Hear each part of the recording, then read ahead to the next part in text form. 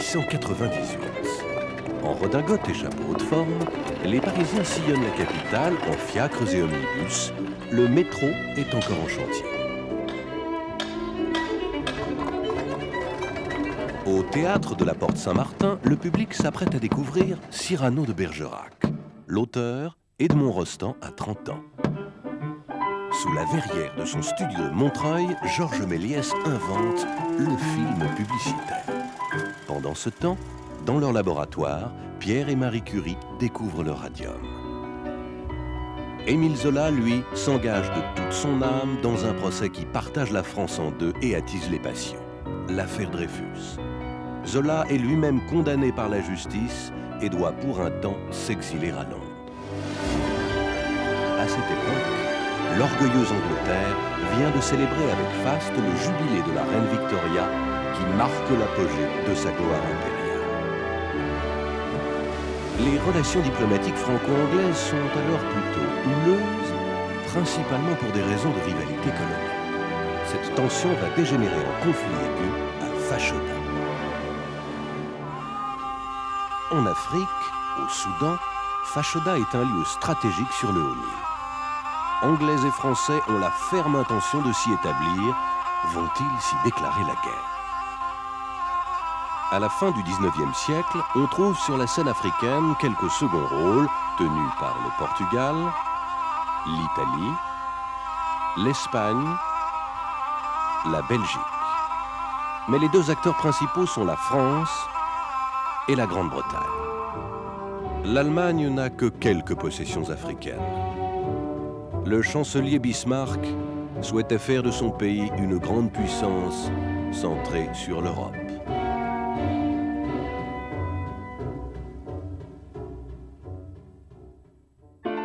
Dans les années 1890, la colonisation fait couler plus d'encre que de sang. Ce grand jeu africain est comme une course aux espaces vacants où un drapeau peut encore être planté. Jules Ferry écrivait alors « Un mouvement irrésistible emporte les grandes nations européennes à la conquête des terres nouvelles. C'est comme un immense steeplechase sur la route de l'inconnu. » Mais qu'est-ce qui fait courir ainsi les Français et les Anglais?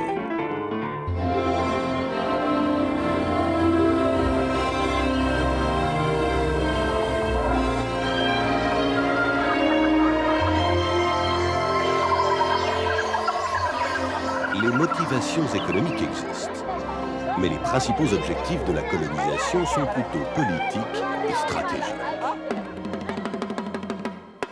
Les Anglais veulent contrôler la zone du canal de Suez et de la mer Rouge, qui est pour eux une étape essentielle sur la route des Indes.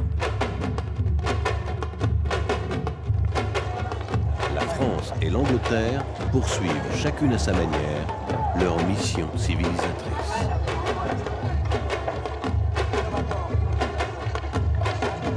Les deux grandes puissances rêvent de construire des lignes ferroviaires transafricaines. Les Français convoitent l'ouverture d'un axe horizontal allant de l'Atlantique à la mer Rouge. Les Anglais voudraient réaliser un axe vertical reliant l'Égypte à l'Afrique du Sud. Ces deux axes se croisent dans une région du Haut-Nil dont le point sensible est Fashoda.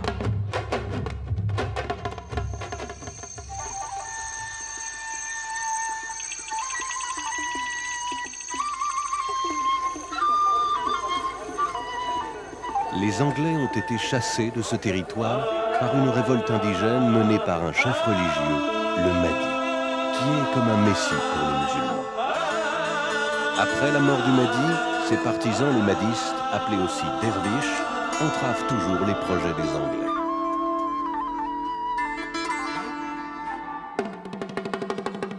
La France profite de cette situation pour placer le capitaine Jean-Baptiste Marchand à la tête d'une expédition. C'est la fameuse mission Marchand.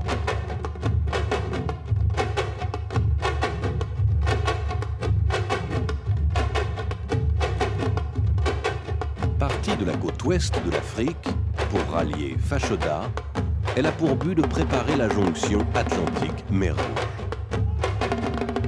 Apprenant cela, les Anglais renforcent leur lutte contre les mahdistes pour gagner de vitesse les Français dans la course au Nil et empêcher Marchand d'atteindre Fachoda. Dans le Petit Parisien du 26 décembre 1897, on peut lire: Il y a quelques jours, une sinistre nouvelle a circulé. On disait que les membres de la mission Marchand avaient été anéantis dans la région du Bahr el Ghazal.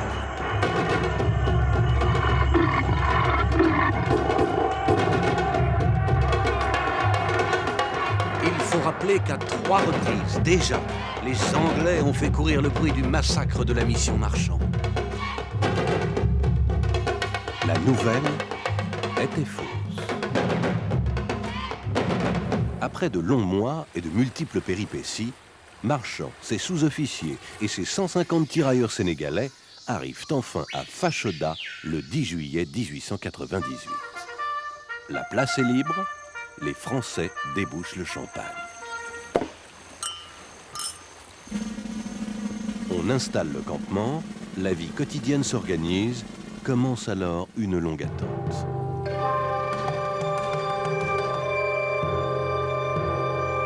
Où sont les Anglais? Que font les madistes? Pendant un mois et demi, les seules informations sont des rumeurs colportées par les indigènes Chiluk.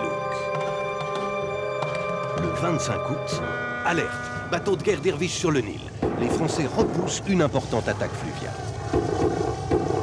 Le calme revient jusqu'au 19 septembre, jour où la flottille anglaise vient s'ancrer devant Fachoda.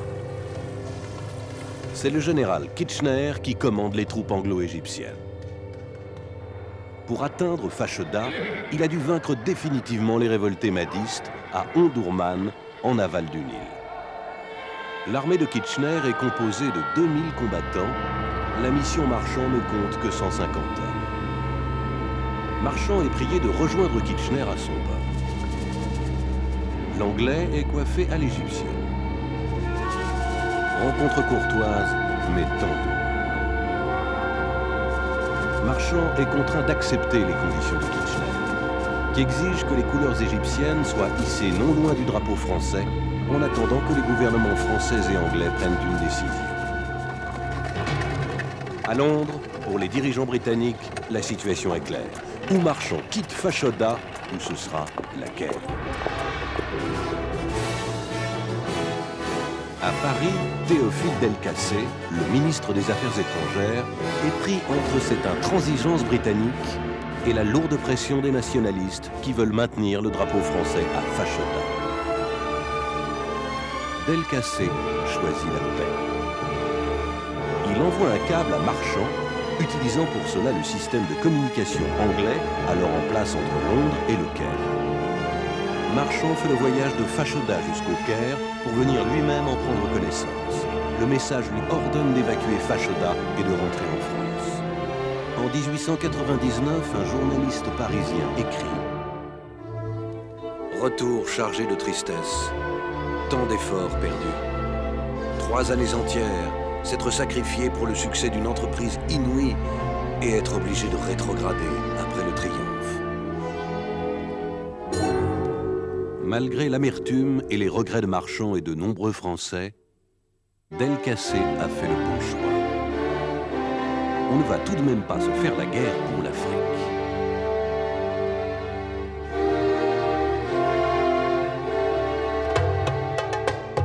Le 21 mars 1899, un accord franco-anglais fixe définitivement la frontière entre le Soudan et la zone d'influence française. Comme la plupart des frontières africaines, elle a été tracée par les diplomates européens sans tenir compte des populations indigènes. L'affaire Fachoda est la dernière grave crise franco-anglaise. Son dénouement pacifique ouvre la voie au rapprochement diplomatique. C'est le début de l'entente cordiale. La reine Victoria meurt en 1901. En 1903, son successeur, le roi Édouard VII, vient en visite à Paris où il reçoit un accueil des plus chaleureux.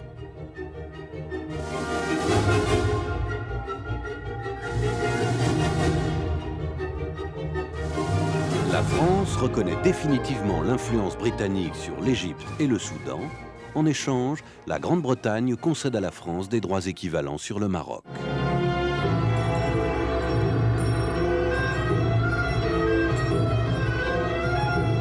l'Allemagne contestera bruyamment la prééminence française au Maroc.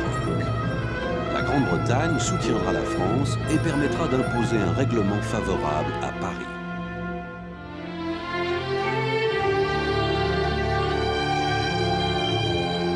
C'est ainsi que la France impose officiellement son protectorat au Maroc en 1912, conséquence lointaine de son retrait de Fashoda une quinzaine d'années plus tôt et confirmation de l'entente cordiale franco-britannique.